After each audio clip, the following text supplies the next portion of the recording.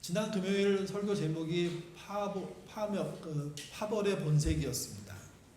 그리고 설립 주일 때는 파벌을 넘어 하나 이렇게 설교를 했고요. 파벌의 본색은 유튜브로 송출이 됐습니다. 근데 파벌 넘어 하나는 송출되지 않았습니다. 학교의 어떤 환경이 유튜브 송출이 좀 어려웠기 때문에 촬영 자체를 하지 않았습니다. 두 설교를 다 들은 분들은 별 얘기가 없는데 금요일 저녁 설교를 유튜브로 들은 분들 중에 의문이 생기는 분들이 있었답니다. 예인교회가 분쟁이 났나? 그들이 듣기에는 느닷없이 분쟁 얘기를, 파벌 이야기를 한 걸로 들린 거죠. 그리고 그날 유튜브에 제 음성이 몹시 불안했답니다. 그래서 오해하실까봐 말씀드립니다. 뭐 그렇게 생각할 수도 있겠더라고요. 파벌이 설교 주제로 올라온 것은 제가 그걸 선택하고 상황이 그래서 말씀드리는 게 아니라 우리가 묵상하고 있는 하나님 나라 큐티의 내용이, 본문이 그런 내용입니다. 특별히 고린도전서 1장부터 4장의 핵심 주제가 파벌을 해결하라는 거거든요. 그래서 고린도 교회에 있었던 파벌 이야기를 하면서 우리 상황들에 대한 이야기를 하기 때문에 오해가 있을 수 있다. 그렇게 생각합니다. 근데 이 말씀을 들은 이후에는 오해하지 않으셨으면 좋겠습니다. 파벌이란 교회 내의 힘싸움입니다. 세력 싸움입니다. 불균형된 상태로 나타나기 때문에 문제겠죠. 힘센 자들의 만용이 통하기 때문에 문제일 겁니다. 결국 교회의 본질인 십자가의 말씀과 하나님의 능력이 훼손당하기 때문에 그래서 문제인 겁니다. 파벌 이야기는 3장으로도 이어집니다. 먼저 바울은 고린도 교인들을 책망하듯이 말합니다. 1절부터 2절 말씀 같이 읽겠습니다. 형제들아, 내가 신령한 자들에 대함과 같이 너희에게 말할 수 없어서 육신에 속한 자 곧 그리스도 안에서 어린아이들을 대함과 같이 하노라. 내가 너희를 젖으로 먹이고 밥으로 아니하였노니 이는 너희가 감당하지 못하였음이거니와 지금도 못하리라. 바울이 파악한 고린도 교회는요, 파벌로 돌아가는 교회입니다. 바울의 생각은 그래서 실망입니다. 그래서 편지는 책망으로 되어 있습니다. 1절에 등장하는 신령한 자란 말은 영적인 사람 이렇게 번역도 되는데요. 실제는 좀 더 고린도의 상황에서 중요한 사람들을 말합니다. 고린도전서 12장으로 가보면 고린도 교회가 경험한 은사가 상세하게 나오는데 8가지로 표현됩니다. 지식의 말씀의 은사가 있었고요. 믿음의 은사가 있었습니다.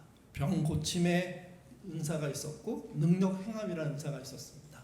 예언의 은사, 영분별의 은사, 방언, 통역의 은사가 있었습니다.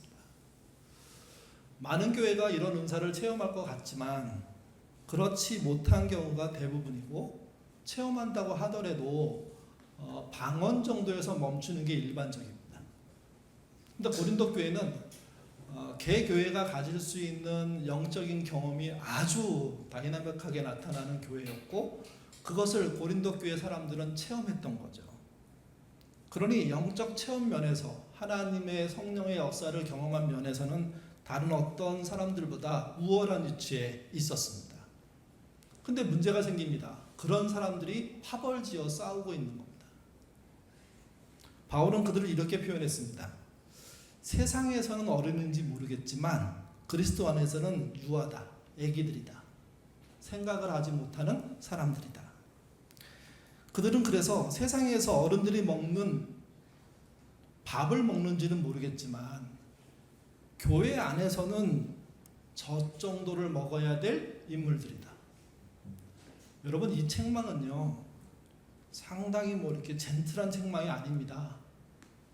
오히려 그냥 욕을 하는 게 낫죠.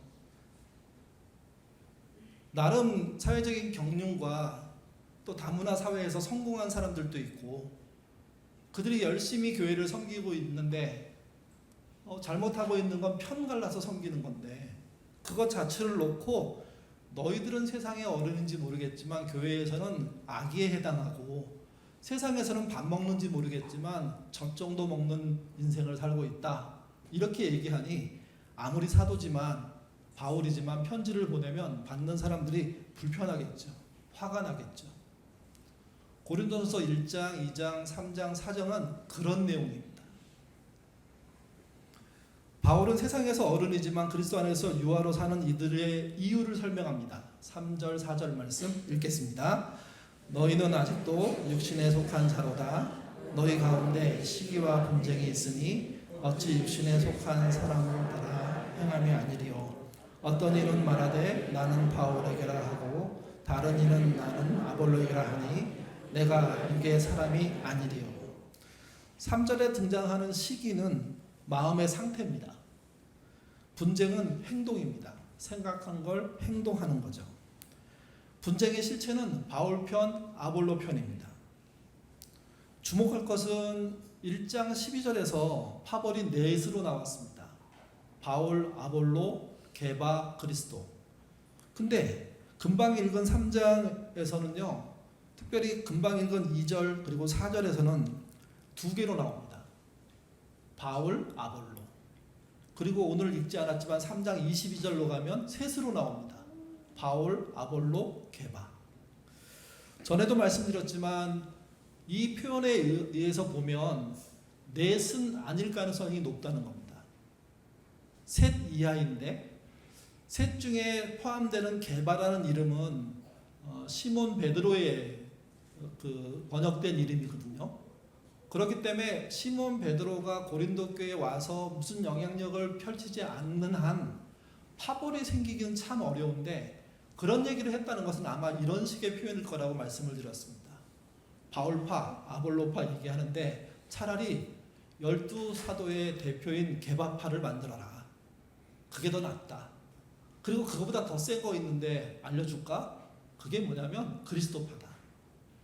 교회에서 무슨 파벌을 한다고 하면 일꾼인 바울, 아볼로, 게바 같은 이름 붙이지 말고 모두 그리스도파가 되라. 이런 식의 꾸짖음입니다. 그러니까 편 나눠 싸우고 있는데 너희들의 편 나눔이 정말 웃기다. 형편없다. 애기 같다. 그러니 너희를 애로 어른으로 대접할 수 없다. 그렇게 말하는 거죠. 여러분, 책망도 이런 책망이 없습니다. 꾸짖음도 이런 꾸짖음이 없습니다. 차라리 한 대 때리지. 욕을 한마디 하지. 그렇지 않고 앞에 있는 인격체를 완전히 밟는 듯한 그런 정도의 치욕적인 그런 이야기를 한 거죠. 그래서 그 다음이 순탄치 않았던 겁니다. 바울이 고린도 교회의 파벌을 정리하기 위해서 예 두 가지를 듭니다.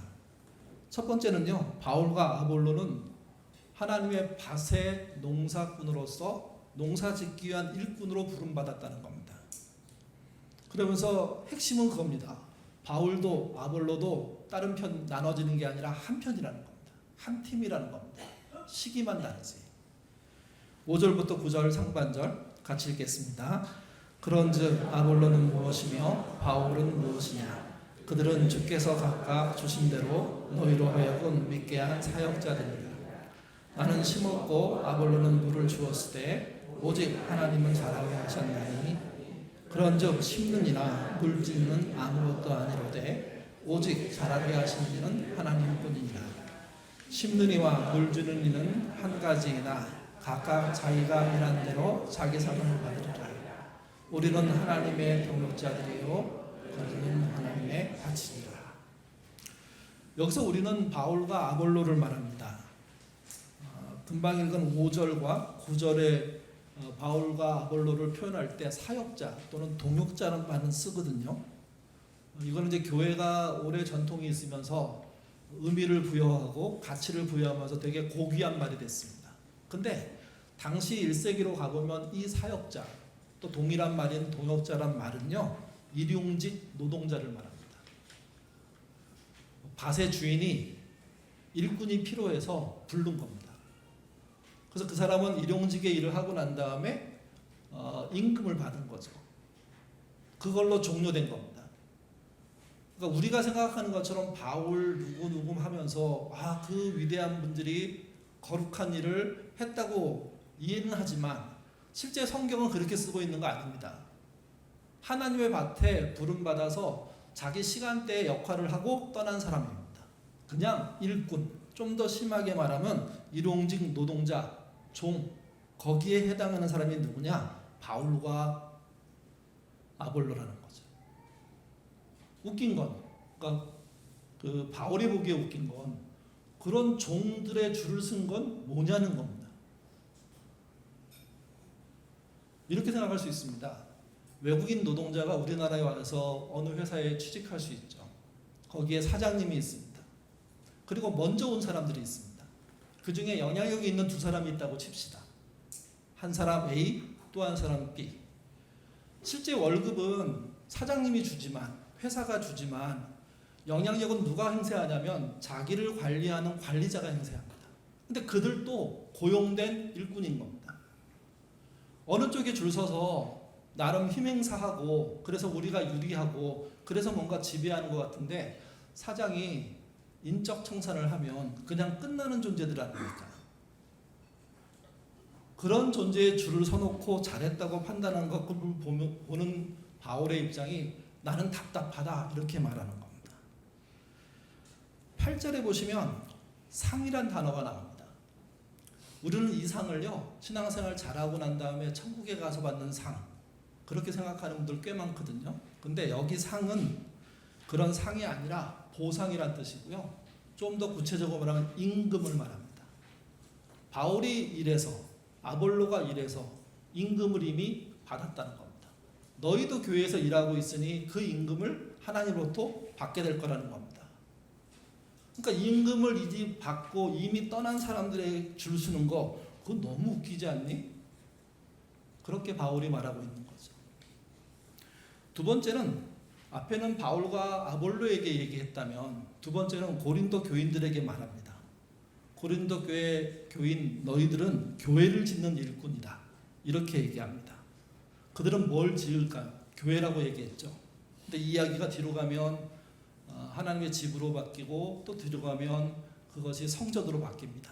같이 보시죠. 9절 하반절부터 11절입니다. 읽겠습니다.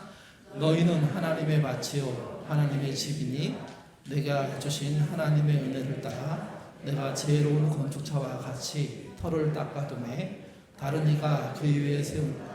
그러나 각각 어떻게 그 위에 세울까를 조심할지니라. 이 닦아둔 곳 외에 능히 다른 터를 닦아둘 자가 없으니 이 터는 곧 예수 그리스도라. 9절에 너희는 고린도 교회 교인입니다. 하나님의 집은 고린도 교회를 말합니다. 고린도 교회의 교인들은 그 교회를 짓는 또한 일꾼이라고 말합니다. 10절에 지혜로운 건축자란 말이 나오잖아요. 이것도 우리는 시가절에 흐르면서 굉장히 고상한 의미로의 지혜로 이렇게 정리를 하는데 실제 그 당시의 언어로 가보면 이거는 숙련된 일꾼입니다. 그러니까 건물을 짓는데 그 건물을 짓기 위해서 기술을 갖고 있는 기술자라는 뜻입니다. 어떤 사람은 벽을, 어떤 사람은 바닥을, 어떤 사람은 지붕을, 어떤 사람은 문과 창틀을 그런 식으로 역할하면서 집을 짓게 되는데 그런 이야기를 지혜롭다고 요즘 말로 번역한 겁니다. 그러니까 숙련된 일꾼으로서 너희들은 하나님의 집인 교회를 짓고 있다. 그 짓고 있는 것이 무엇인지 제대로 알아라. 그러면서 강조합니다. 11절에 집터가 무엇인지. 여러분 11절에 집터를 뭐로 말하고 있습니까? 예수 그리스도. 인간의 욕망이나 바울의 파워나 아볼로의 재주로 뭘 하고 있는 게 아니라 예수 그리스도의 십자가, 그분이 십자가에 사신 말씀, 이룬 내용, 대속의 삶, 그리고 그분이 펼쳐간 세상에 대한 이야기들로 말미암아 터전이 깎였으니까 만들어졌으니까 그 위에 그 터전에 적합한 집을 지어야 한다 하는 그 얘기를 하고 있는 겁니다. 이 말은 또 이런 말이 됩니다. 세상 건축과 다를 수밖에 없다. 하나님이 원하시는 건축을 해야 한다. 세상이 원하는 건축을 교회에서 하면 그건 교회가 아니다. 하나님이 원하시는 교회 건축을 해야 된다는 의미가 되는 겁니다. 이 건축에 대한 평가도 얘기합니다. 12절, 13절 말씀 같이 읽겠습니다. 만일 누구든지 금이나 은이나 보석이나 나무나 풀이나 집으로 이 터 위에 세우면 각 사람의 공적이 나타날 터인데 그날이 공적을 밝히리니 이는 불로 나타내고 그 불이 각 사람의 공적이 어떠한 것을 시험할 것입니다. 10절에 금, 은, 보석, 나무, 풀, 집은 고가냐 저가냐를 얘기하는 게 아닙니다. 귀중하냐 흔하냐 그런 얘기를 하고 싶은 게 아닙니다. 하나님의 기준 심판에 통과할 재료냐 통과 못할 재료냐 그렇게 보셔야 됩니다. 13절의 그날은 심판하는 날입니다. 이 날이 어떤 날이냐면 건축을 했다고 하는데 건축의 재료가 밝혀지는 날입니다. 우리 청라에서 그랬나요? 어디서 그랬나요? 이렇게 철근 집어넣지 않고 콘크리트만 덮었다가 그게 주저앉은 적이 있죠. 그래서 그거를 뭘로 얘기하던데 비아냥 조롱하듯이 순살 아파트라고 순살 아파트 뼈가 없는 아파트라고. 우리는 그거를 만들어 놓고 거기 입주한 사람들은요 그거 몰랐을 겁니다. 당연하죠. 알 수가 없죠. 어디서 철근이 빠졌는지. 근데 어떻게 알았습니까? 그게 무너짐으로 알았죠. 그리고 실사라는 게 전체적으로 막 벌어지면서 사실은 더 많은 곳이 그런 일이 있었을 건데 아파트 값이 떨어질까 봐 조용히 하고 있는 게 그 동네 사는 분들의 현실 아닐까요? 여기 사시는 분들도 좀 계신데 우리 교우들의 집들은 안 그랬으면 좋겠습니다. 그러니까 뭐로 지었는지를 알 수 있는 게 겉으로는 없다는 거예요. 근데 언제 알 수 있느냐? 그날 하나님이 심판하는 날. 그 심판을 뭘로 하신다고 얘기하냐면 불로 하신답니다. 그래서 불에 타는 것과 타지 않는 것으로 그날 폭로된다는 겁니다. 모두가 알게 된다는 겁니다. 그러니 지금 이전부터 남을 것으로 지었어야지 탈 것으로 지으면 안 된다는 거죠. 남는 것과 그 다음에 타는 것에 차이가 있다는 것을 알았어야 된다는 겁니다. 여러분이 짓는 하나님의 집이 무엇으로 짓고 있는 거라고 생각하십니까? 예인교회는 뭐로 지금 교회를 세우고 있을까요? 하나님의 불심판에 남을 걸까요? 아니면 타고 없어질 걸까요? 이거는 우리가 숨긴다고 하더라도 그분의 날이 되면 그냥 100% 드러나는 겁니다. 숨길 방법이 없습니다. 하나님은 그런 날을 심판의 날이라고 하시고 그날에 심판하시기 위해서 기다리고 계시다는 거죠. 그러니 지금 제대로 된 재료로 내가 지을 역할을 해나가는 것, 이게 필요하다고 말하는 겁니다. 이 공적에 대한 이야기를 할 때 결과적으로 어떤 방향으로 가는지가 그 다음입니다. 14절부터 15절 말씀 같이 읽겠습니다. 만일 누구든지 그 위에 세운 공적이 그들에게 있으면 상을 받고 누구든지 그들은 패를 받으리니 그러나 자신은 구원을 받되 불 가운데 받은 것 같으니라. 메시지 번역도 같이 한번 읽겠습니다. 여러분이 값싸거나 부실한 재료를 쓴다면 다 드러내고 말 것입니다. 중공검사는 철저하고 엄격하게 이루어질 것입니다. 어느 것 하나 대충 넘어가는 일이 없을 것입니다. 여러분이 지은 것이 검사를 통과하면 잘된 일입니다. 그러나 검사를 통과하지 못하면 여러분이 지은 것을 뜯어내고 다시 시작해야 할 것입니다. 여러분은 뜯기지 않고 살아남겠지만 간신히 살아남을 것입니다. 15절은 굉장히 논란이 있는 아주 논란이 뜨거운 본문입니다. 난해 구절이 아니고요. 이해가 어려운 구절이라고 얘기됩니다. 15절에 이런 말이 있죠. 불 가운데 받은 그리고 간신히 살아남은. 개역개정의 번역에는 불 가운데, 그 다음에 메시지 번역은 간신히 이렇게 번역되어 있습니다. 여러분 불 가운데 받는 것, 간신히 살아남는 것은 구원을 받았다는 뜻입니까? 못 받았다는 뜻입니까? 구원을 받았다고 읽히죠. 근데 바울의 기본적인 논리에 따르면 이게 말이 안 되는 겁니다. 이게. 그래서 이 본문을 읽은 사람들이 화들짝 놀랍니다. 아니 바울이 왜 이런 무리한 말을 써놨지? 믿음으로 구원받고요. 근데 그 믿음은 행동이 아니면 믿음이 아닙니다. 그러니까 행동이 없으면 믿음이 없는 게 되는 거죠. 여러분 믿음이 없어지면 구원이 따라옵니까? 못 따라옵니까?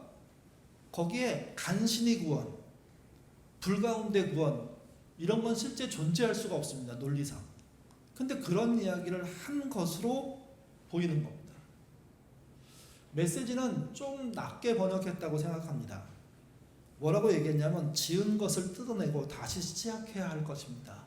다시 시작하지 않으면 구원이 있다는 뜻입니까? 없다는 뜻입니까? 없다는 뜻입니다. 지금이라도 다시 시작하시죠. 그 얘기하는 겁니다. 그러면 부끄럽더라도 구원이 있지 않겠습니까? 그렇게 번역을 할 수 있습니다. 그래서 메시지를 읽어보자고 한 겁니다. 15절이 아주 예외적인 글로 쓰여 있고 이것을 의역하지 않으면 뜻이 잘 드러나지 않는 상태이기 때문에 논란이 많은 구절이라는 사실을 잊지 않으셔야 됩니다. 한 교수님이 이 본문 때문에 일어난 웃지 못할 일을 얘기했는데요. 시중에 아주 유명한 교회에서 이 본문을 가지고 설교하면서 이렇게 얘기했답니다. 하나님을 믿는 사람은 사람 1000명을 죽여도 지옥 못 간다. 말이 꼬여 있어가지고 반응을 못 하시는데 다시 얘기할까요? 하나님을 믿는 사람은 사람 1000명을 죽여도 지옥 못 간다.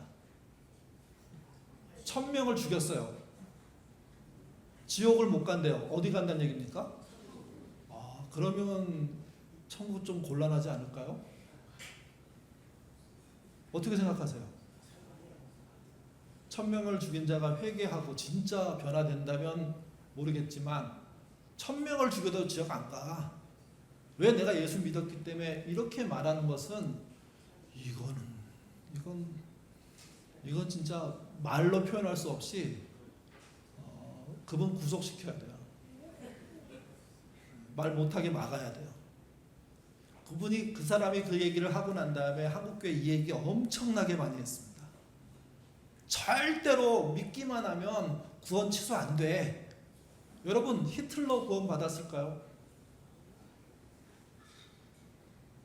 히틀러가 구원 받으면 히틀러에 의해서 죽었던 사람들은 어떻게 됩니까? 그들도 믿어서 천국에 갔다고 칩시다. 히틀러를 만나요. 누가 그러더라고요. 천국은 지상의 기억이 없는 곳이라고. 그렇게 말하면 말이 될지 모르겠지만 그렇다고 사실이 사라집니까? 괴벨스 같은 존재가 거기 있다면 수없이 죽어나갔던 사람들의 입장에서 보면 그자가 거기 있으면 그곳에 같이 있고 싶을까요? 심지어 나에게 큰 피해를 입힌 원수 같은 존재가 천국에 있다면 안 가겠다는 사람들이 있습니다. 자존심 때문이 아니라 너무 속상하고 너무 화가 나니까. 하나님이 도대체 뭐 하시는 분인지 모르겠으니까. 근데 1000명을 죽여도 나는 지옥 안 가. 천국 가. 이건 무슨 배짱이고 무슨 말도 안 되는 논리입니까? 근데 그런 힌트가 보이는 본문이 15절이라는 겁니다.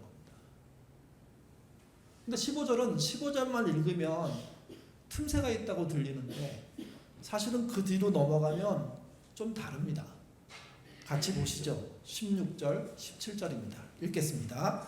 너희는 너희가 하나님의 성전인 것과 하나님의 성령이 너희 안에 계신 것을 알지 못하느냐. 누구든지 하나님의 성전을 더럽히면 하나님이 그 사람을 멸하리라. 하나님의 성전은 거룩하니 너희도 그러하니라. 여기 누구든지는 밭에서 일했던 일꾼인 바울과 아볼로고요. 동시에 교회를 짓는 데 일했던 고린도 교회 교인들입니다. 모두를 통칭해서 하는 말입니다. 그들에게 하는 말이 무엇이냐면 누구든지 하나님의 성전을 더럽히면, 원래의 뜻은 파괴입니다. 하나님의 성전을 짓지 않고 무너뜨리면, 그러면 어떻게 된다고 바울이 말을 하고 있습니까? 하나님이 그 사람을 멸하십니다. 똑같이 파멸이란 뜻입니다. 파멸시키십니다. 그러면 17절과 16절을 같이 읽으면 문제가 생기죠. 앞에는 간신이라도 구원받을 수 있는 틈을 주겠다고 얘기했다가 17절로 넘어갔더니 예외 없이 파괴된다고 얘기합니다. 우리는 바울의 글, 또 성경에 기록된 글이기 때문에 고귀한 글로 생각하고 1.1획도 틀리지 않고 완벽할 거라고 생각하는데, 실제 바울이 썼던 원문들이나 그 시대의 글들을 읽어봤을 때 바울은 글을 꽤 잘 쓴다 말하기 좀 어려운 부분도 있는 분입니다. 그리고 어떤 부분도 있냐면 이 얘기했다 저 얘기로 넘어가고 저 얘기했다 갑자기 막 방향을 틀면서 얘기를 하는 것도 꽤 많습니다. 그 바울의 글이 탁월하냐 아니냐 뭐 이런 얘기들 막 하는데, 어떤 글은 탁월하고 어떤 글은 형편없기도 한다는 게 일반적인 얘기입니다. 그래서 이 15절은 진짜 궁금합니다. 혹시 누군가 몰래 아무도 모르게 그 필사하면서 추가한 말 아닐까 하는 얘기도 돌고요. 또 한 가지는, 이거는 권영경 교수가 해석할 때 했던 말인데 이런 말 하더라고요. 바울이 어떤 이야기를 해요. 근데 그 얘기가 적용되는 뚜렷한 사람이 딱 생각이 나요. 그래서 피해갈 듯이 쓴 것 아닐까? 저는 그 얘기 듣고 그럴 수 있겠다는 동의를 속으로 했는데, 왜냐하면 목사가 설교를 준비하죠.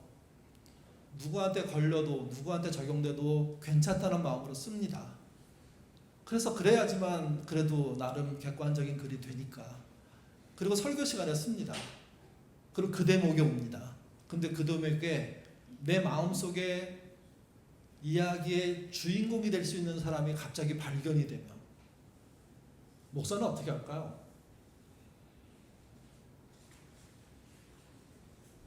담대한 건지 무식한 건지 모르겠지만 들이받는 사람이 있을 겁니다. 근데 반대로 평화를 생각하고 교회가 분란이 일어나지 않고 저 사람과 나랑 불편해지지 않게 해야 된다고 생각이 갑자기 들어오면 목사의 설교가 우회하겠죠. 갑자기 삥 도는 일을 할 겁니다. 갑자기 눈이 흔들리고 그쪽을 못 보고 말씀을 어영부영해서 끝내는 일들이, 이게 그 부분 아닐까 그렇게 설명도 하더라고요. 그만큼 15절과 17절의 이야기의 차이는 엄청납니다. 한쪽은 겨우 구원이 있다, 구멍이 있다, 그러니 믿기만 해라 하는 말로 갈 수 있는데 17절은 그게 아닙니다. 단호하게 하나님 걸 파괴했냐? 하나님이 너를 파괴할 거다. 그렇게 얘기한다는 거죠. 무엇이 옳을까요? 여러분 한번 생각해 보시고 15절이 편하시면 15절로 가시든지 17절이 당연하다면 17절로 가시든지, 근데 가시는 책임은 여러분이 지셔야 됩니다. 17절이 저는 맞다고 생각합니다. 15절의 이야기는 참고한다면 메시지의 번역을 참고하는 게 좋다고 생각합니다. 결국 시기와 파벌은요, 교회를 무너뜨리는 일이고, 교회를 무너뜨린 자에게는 그날에 하나님의 심판이 있는데 불심판이며, 그 심판에 의해서 남겨진 재료가 없다면, 남겨진 흔적이 건설한 내용이 없다면 그들은 파멸이라는 이야기를 바울이 고린도 교인들에게 하는 겁니다. 바울 용감하지 않습니까? 바울 같은 사람이 우리 교회 목사면 교회 생활 엄청 힘드실 겁니다. 만만치 않을 겁니다. 여기서 버럭버럭 소리 지르면서 아마 다 나가 이렇게 얘기했을 것 같은데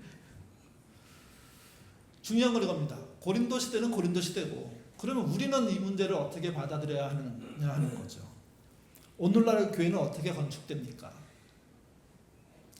건물 교회 말고요, 예배당 짓는 거 말고요, 하나님이 원하시는 성전, 하나님의 집, 하나님의 밭, 그것은 어떻게 지어지고 어떻게 건축되느냐, 이게 중요합니다.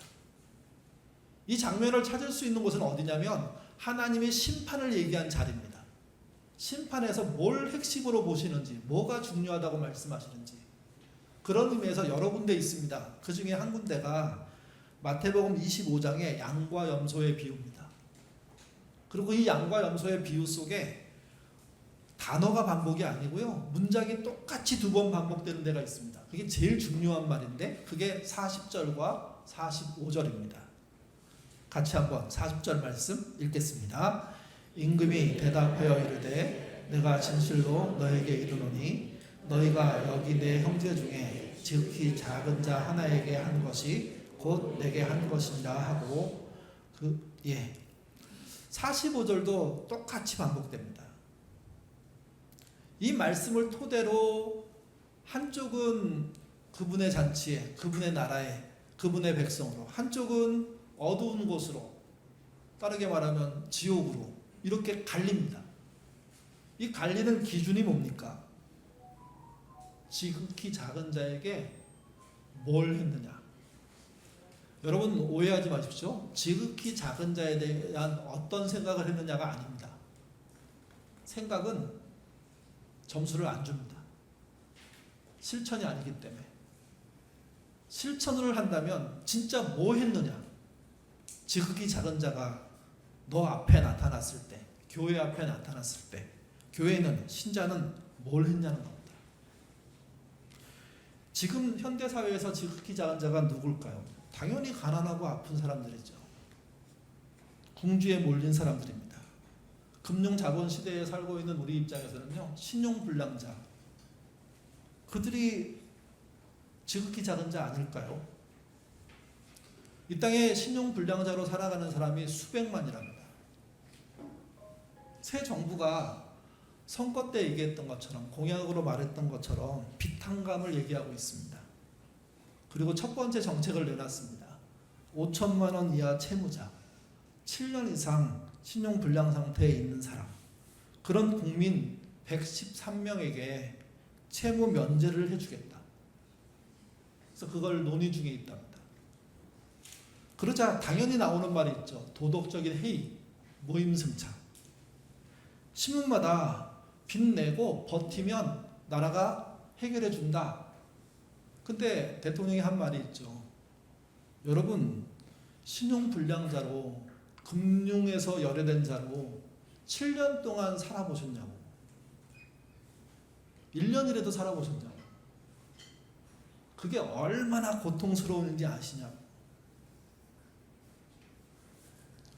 정부가 이런 얘기를 던져놓고 나중에 해명죄의 이야기를 몇 가지 합니다.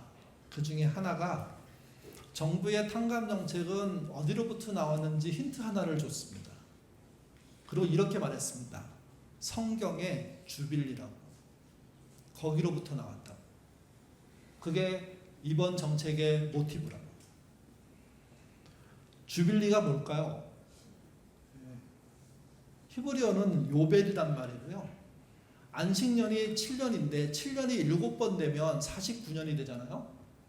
안식년도 회복을 위해서 주어지는 시간인데 49년째가 되면 7번 안식년이 되면 그 다음 해를 희년으로 선포합니다. 그래서 양강나팔을 불고 특별히 7월 10일 날부터 희년을 선포하면 어떤 일들이 벌어지냐면 모든 땅이 그동안 거래됐었는데 원주인에게 돌아갑니다.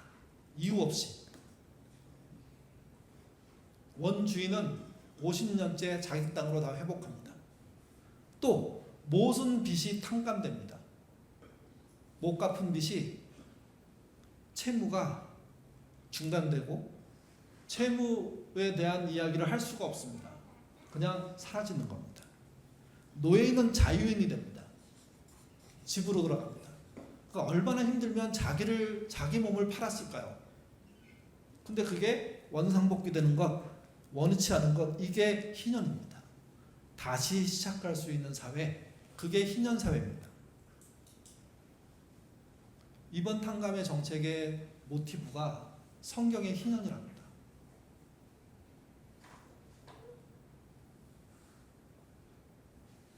교회는, 신자는 뭐라고 말해야 됩니까? 도덕적 해이니까 안 돼, 무임승차니까 안 돼, 그렇게 얘기하면 어떤 일이 되는 겁니까? 성경의 정신을 사회가 따르겠다고 하는데, 세속 정부가 따르겠다고 하는데 신자와 교회가 아니라고 얘기하는 꼴이 됩니다. 사회는 성경을 지키겠다고 얘기하는데 교회와 신자는요 안 됐다고 말하는 꼴이 되는 겁니다. 여러분, 이 딜레마는 굉장히 중요한 딜레마입니다. 딜레마가 돼도 안 되는 얘기지만 여기에 빠져 있으면 교회는 그 시점으로 조금 무너지는 게 아니라 대량으로 무너집니다. 유럽의 교회가 힘들었던 이유가 여기 있습니다. 국가가 이런 정책을 사용해서 국민을 보호하겠다고 나서는데 교회가 아무 역할도 못한 겁니다. 아니면 교회가 편승돼서 들어가가지고 국가의 신여가 돼갖고 그거를 수발하는 역할로 축소해버린 겁니다. 교회는요 지금 도덕적인 해이를 말하면 안 되고요, 무임승차를 말하면 안 됩니다. 오히려 정부와 경쟁해야 됩니다. 어떤 내용을 가지고, 지극히 작은 자에게 뭘 할 거를 가지고. 정부가 못하는 영역에 교회가 있어야 됩니다. 정부가 안 하는 영역에, 개별적인 영역에 신자가 있어야 됩니다. 그들이 그곳에서 지극히 작은 자에게 하는 일들이 존재할 때 그들이 세우는 교회가 세워지는 것이고, 예인교회가 세워지는 것이고, 한국교회가 세워지는 겁니다. 이걸 도덕적인 해이라고, 금융 치유가 아니라 범죄를 저지르는 거라고, 결탁이라고 이렇게 얘기하면, 그러면 성경의 정신은 누가 지킵니까?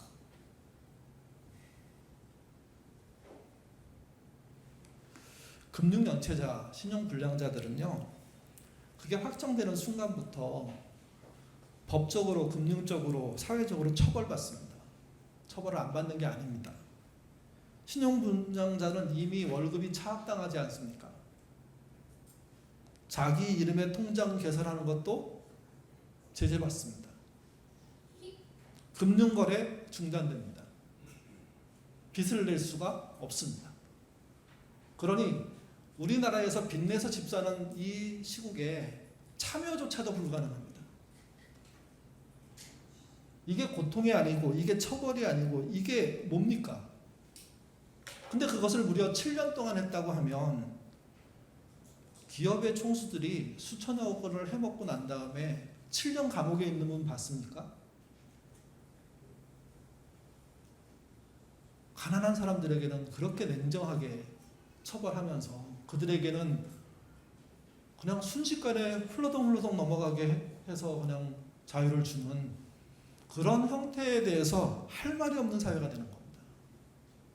신용불량자, 금융연체자는 횟수만큼 고통을 당하고 있는 사람이고 책임을 지고 있는 사람이고, 그래서 불편하고 어렵고 힘들게 사는 사람들이죠. 물론 그렇게 놓고 따로 돈 챙기고 누리고 사는 사람이 있으면 그건 악당입니다. 그런 사람은 당연히 처벌해야죠. 이 사회에서 무임승차는요 신용불량자들이 하지 않습니다. 금융채무자들이 하지 않습니다. 누가 하냐면 1번이 은행입니다. 우리가 은행에서 빚을 내면요 은행은요 이자를 받습니다. 참 놀라운 건 부자들에게는 낮은 이자, 가난한 서민에게는 높은 이자 받습니다. 리스크는 누가 감당해야 된다? 가난한 사람들이. 그게 말이 맞는 듯 하지만 생각해 보십시오. 여유가 있는 자가 좀 더 많은 이자를 내고 가난한 자에게는 더 저리로 빌려줘서 살 수 있게 하는 사회가 성경이 말하는 사회고 대한민국이 가야 될 사회 아닐까요? 근데 이것을 무임승차했다고 얘기하는 겁니다. 이자를 더 많이 내는데, 사회적인 비담을 더 많이 감당하는데, 은행은 돈을 빌려줄 때 연체자에 대한 또는 불량자에 대한 이미 계산을 해놨습니다. 그래서 그럴 것 같은 사람에게 먼저 많이 받고 있고, 또 100명을 빌려준다면 한두 명의 불량자가 발생할 걸 예상해서, 서너 명의 불량자 예상해서 이미 다른 데서 이자로 다 걷어들이고 있습니다. 여러분, 그 이자로 걷어들인 돈으로 금융불량자들을 회복해줬다는 얘기 들어봤습니까? 이미 돈은 걷어놓고. 그 은행의 무임승차 형태를 우리가 알아야 되고, 그들이 걷어들인 수많은 이자들이 제대로 민생을 회복하는 데 쓰이도록 구조를 못 만들면 은행은요 많은 사람 것을 빼앗아가고, 특히 약자 것을 빼앗아가는 중심에 서는 겁니다. 그런 은행이 안 되도록 해야 되는 게 정부가, 교회가 해야 될 일인 거죠. 대기업의 경영 부실이 일어나면 그들은 망하지 않고 어떻게 회생합니까? 공적 자금이 투여됩니다. 공적 자금은 정부가 만든 돈입니다. 정부가 만든 돈은 어디서 나옵니까? 여러분이 낸 세금입니다. 세금으로 누굴 살리는 겁니까? 무너지는 기업을 살리는 겁니다. 그러면 그 도움을 받아서 일어선 대기업은 일어서고 회복하면 어떻게 해야 됩니까? 공적 자금을 다 갚아야죠. 이자까지 다 갚아야죠. 그런 기업 보셨습니까?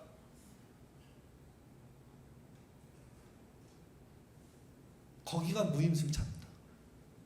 그렇게 해서 회생해놨더니 오너 일가에 다 갖다 바치는, 오너 일가의 한마디에 꼼짝도 못하는, 정부도 개입하지 못하는. 더 나쁜 무임승차는 이런 겁니다. 이런 금융적인 상황을 활용해서 불법을 저지르고도요 걸리지 않는 사람들입니다. 또는 걸려도 덮어주는 세력이 있는 사람들입니다.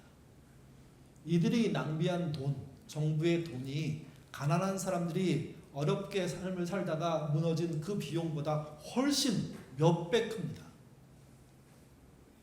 그러니 대한민국이 잘 되려고 하면 지금 말하고 있는 무임승차들을 찾아내서 그들이 무임승차 못하도록 하는 게 더 옳지, 7년 동안 채무 변제를 위해서 진짜 치욕의 삶들을 살고 있는 사람들에게 너 나쁜 놈이야, 도덕적으로 해이 상태야, 무임승차였어 하고 낙인 찍는 것은요 사실에도 안 맞고 법에도 안 맞고 성경에도 안 맞습니다.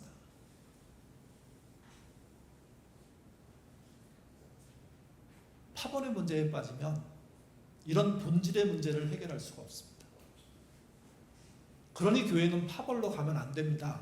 본질의 일을 하기 위해서는 흩어져서 자기들끼리 싸우면 안 됩니다. 본질에 입각한 일들을 하도록 집중해야 되고 애써야 되고 노력해야 되는 거죠. 신자는, 교회는 그래서 진짜 성전을 짓는 곳이 돼야 되고, 그리고 그 진짜 성전을 짓기 위한 재료가 지극히 작은 자에게 뭘 했느냐는 사실을 잊지 않아야 되고, 지극히 작은 자를 위한 개인의 행동과 교회의 행동이 뭉쳐서 하나님의 건강한 우주적인 교회가 만들어지도록 살아야 되는 겁니다. 그러면 이 땅에 있는 연약한 사람들이 살 수 있는 희망이 생기고, 정부가 그런 일에 뛰어들면 그러면 더 많은 사람이 혜택을 받는, 창피하지 않게, 무릎 꿇지 않게, 수치스럽지 않게 회복되는 그런 과정들이 생기는 거죠. 나는 지금 괜찮기 때문에 그런 일이 없을 거라고 생각하지만 나의 자녀들에게 그런 일이 발생했을 때 정부가, 교회가 나서서 그들의 회복을 돕는다면 그것만큼 좋은 일이 어디 있습니까? 교회는 그렇게 지어지는 겁니다. 그 교회를 실제 건물 교회로서, 모임 교회로서 하고 있는 우리가 진짜 교회를 짓는 일에 뛰어들지 않고 파벌로 나뉘어 있다면 바울의 입장이 아니라 하나님의 입장에서 무지무지 화나실 것 같습니다. 내가 십자가로 산, 그래서 구원한 그들이 자기의 본연의 일은 관심도 없고 파벌로 나뉘어서 누가 크냐, 누가 세냐, 누가 제압하냐, 누가 거기에 빠져 있다면. 그래서 권면드립니다. 우리는 편 먹지 말고 함께 성전을 지어야 합니다. 그 성전을 짓는 일에 구체적으로 참여해야 됩니다. 그 성전은 지극히 작은 자에게 어떻게 하느냐, 행동에 의해서 지어지는 겁니다. 생각, 사고로는 성전을 지을 수가 없습니다. 그 성전 짓는 행동을 여러분이 하시고 우리 교회가 하고, 그렇다면 한국교회도 할 수 있는 힘들이, 여러 교회들이 또 있지 않겠습니까? 숫자가 적어도 그들은 진짜 성전을 짓게 되는 겁니다. 그런 흐름에, 그런 대열에 남들은 안 간다고 하더라도 우리는 가는, 함께하는 예인의 식구들 되시기를 주님의 이름으로 부탁드립니다. 기도하겠습니다. 우리는 자주 오해합니다. 내가 유리한 일, 힘센 편에 있다면 안전하다고. 근데 세상은 영원히 힘센 편에 있을 수 없고 그 안전이 지켜지지 않는 곳입니다. 그 세상에서 잘못된 목표와 방향으로 산다는 게 얼마나 엉뚱한 결과를 만나게 하는지 오늘 말씀을 통해서 생각하는 우리 모두가 될 수 있도록 인도하여 주옵소서. 파벌의 본색은 힘이고 힘의 남용은 그 개인의 멸망이며 그 교회의 붕괴입니다. 예인교회는 예인의 교우들은 그런 길 가지 않도록 인도해 주시고 파벌이 아니라 지체로 나누고 차별하는 게 아니라 한 몸으로 반응하는 교회 될 수 있도록 인도하여 주옵소서. 지극히 작은 자에게 하는 것이 하나님께 하는 일이라고 주님이 말씀하셨습니다. 주님이 말씀하신 여기에 토다는 인생 되지 않도록 인도하여 주옵소서. 바울이 불구덩이에서 간신히 겨우 구원받을 수 있다고 한 이 말 오히려 경계하게 하옵소서. 하나님의 교회를 붕괴한 자, 파멸시킨 자, 그가 파멸될 수밖에 없다는 오히려 17절의 말씀이 우리 마음속에 새겨지도록 인도하여 주옵소서. 물론 하나님은 다시 시작할 기회를 주시는 분이십니다. 우리 인생에 시간이 있다면 그런 기회를 막는 우리가 되어서는 안 되겠지만 틈이 있는 것처럼, 그래서 1000명을 살아야 해도 믿고 있으면 지옥 안 간다는 이런 궤변 같은 말들이 교회에서 사라지는 애 있도록, 그런 말 쓰지 않는 교회 되도록 오히려 더 책임지는 삶을 살도록 이끌어 주옵소서. 그래서 예인의 모든 식구들이 지극히 작은 자들을 잘 돕고 살다가 그분의 나라, 그분의 보좌 앞에 흰옷 입은 백성으로 모일 수 있도록 주님 인도하여 주옵소서. 신용불량으로 금융의 채무로 어려움 당하는 사람들이 우리 안에도 있을 것입니다. 그들을 위로하시고 교회가 그들을 챙기게 하시고 정부의 도움이 그들에게 충분히 미치도록 도와주시며 그들이 지금의 힘든 이 상황을 털고 일어섰는데 정부와 교회가 경쟁할 수 있도록 이끌어 주옵소서. 그리고 무임승차하고 있는 그런 눈에 뻔히 보이는 그런 잘못된 제도와 그런 조직들이 정비되게 하시고 거기서 누수되는 어마어마한 돈들이 이 땅에 연약한 자들에게 쓰이는, 그래서 복지국가가 되는 우리나라 되도록 인도하여 주옵소서. 감사하며 예수님 이름으로 기도드립니다.